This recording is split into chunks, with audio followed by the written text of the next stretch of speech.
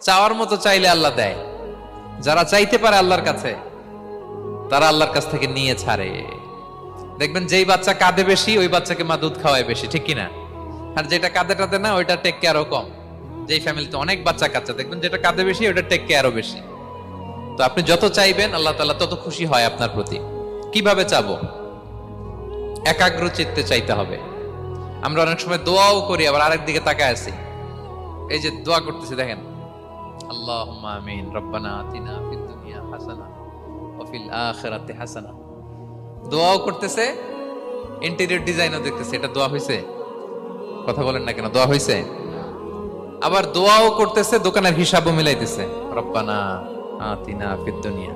দোয়াও চলতেছে, আর দোকানের হিসাব কিতাব যা আছে, এরকম দোয়াও আছে না নাই?